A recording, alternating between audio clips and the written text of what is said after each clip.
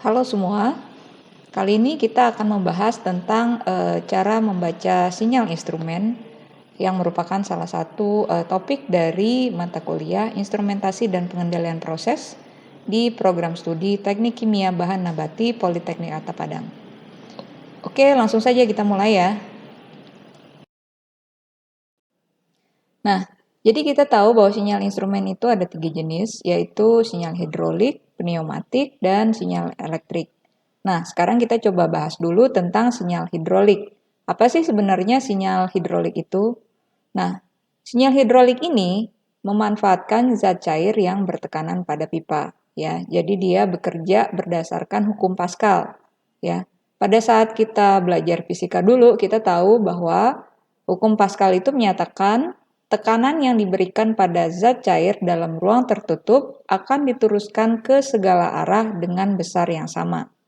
Ya, jadi kalau kita lihat gambar di sini, kalau misalnya kita berikan satu gaya ya pada bagian A, nah itu akan mendapatkan tekanan yang sama pada bagian B, di mana rumus tekanan itu sama dengan gaya dibagi dengan luas penampang. Ya, jadi prinsip dari sinyal hidrolik ini menggunakan hukum Pascal. Ya. Nah, sinyal hidrolik ini cocok dipakai untuk gerakan mekanik ya, misalnya dalam mengangkat beban yang berat. Hanya saja penggunaan sinyal hidrolik ini akan sulit dicermati jika terjadi ada kebocoran pada pipa ya.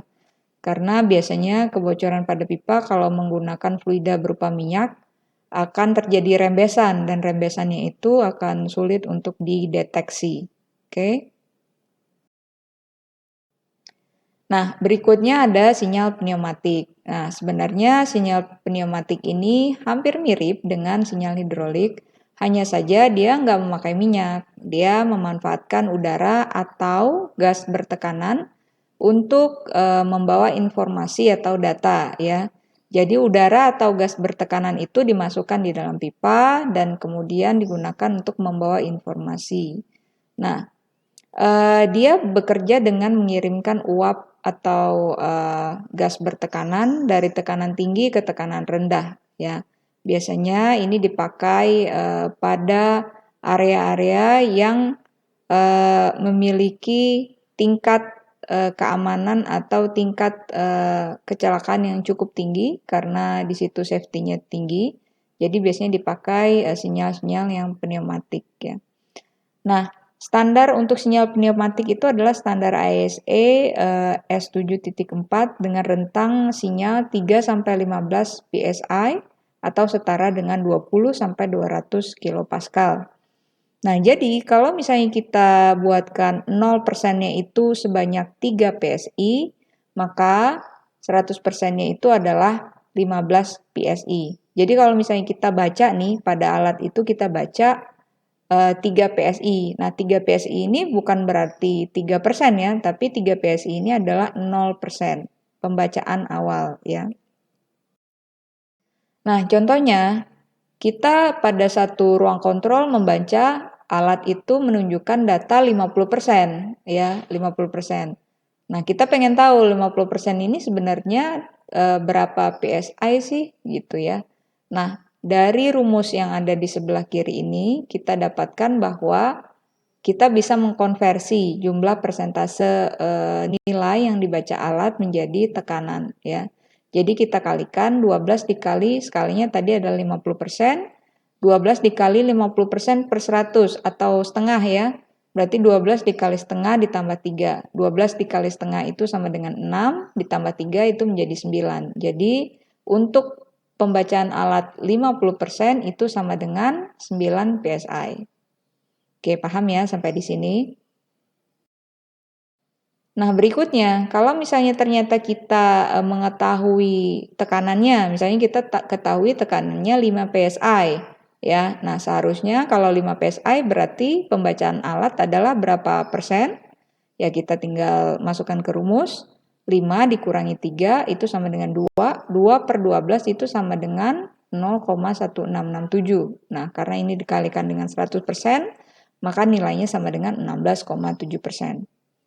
Nah, misalnya pada suatu ruang kontrol kita lihat ya, pada saat alat yang menunjukkan 5 PSI ternyata pembacaannya itu bukan 16,7%, ternyata alat itu membaca 20%. Nah, bagaimana? Nah, berarti ada sesuatu yang salah atau error pada pembacaan pneumatik tersebut ya. Oleh karena itu bisa dilakukan proses kalibrasi. Oke, paham ya? Nah, berikutnya tentang sinyal instrumen elektrik ya. Nah, sinyal instrumen elektrik ini paling umum untuk digunakan karena biasanya range pembacaannya itu cukup lebar. Berdasarkan standar ISA S50.1, rentangnya itu 5 sampai 20 mA atau 1 sampai 5 volt pada hambatan 250 ohm ya. Jadi kalau misalnya kita memiliki alat yang memberikan data sinyal sebanyak 4 mA, itu berarti skalanya 0%. Nah, kalau misalnya alat itu menunjukkan 20 mA, berarti skalanya 100%. Nah, bagaimana jika pada suatu ruang kontrol ternyata kita membaca alat itu menunjukkan nilai 50%? Berapa arus listriknya? Nah, langsung saja kita bisa masukkan ke dalam rumus ya. 16 dikali 50 per 100. Karena di sini yang dibaca adalah 50% ya. Berarti 50 per 100 itu sama dengan setengah. Setengah dikali 16 itu sama dengan 8. 8 ditambah 4 sama dengan 12. Jadi kita temukan bahwa untuk pembacaan 50% itu sama dengan 12 mA. Nah, bagaimana jika ternyata kita ketahui bahwa arus listriknya itu adalah 10 mA? Nah, berapa pembacaan alat tersebut dalam bentuk persentase?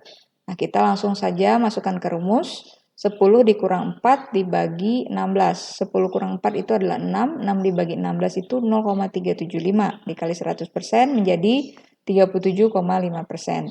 Jadi kita dapatkan nilai persentase yang dibaca alat tersebut adalah 37,5%.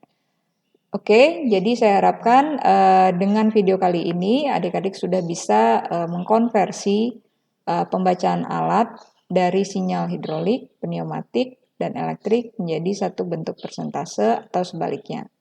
Baik, itu saja. Terima kasih atas waktunya. Semoga bermanfaat. Tetap semangat belajar ya. Bye.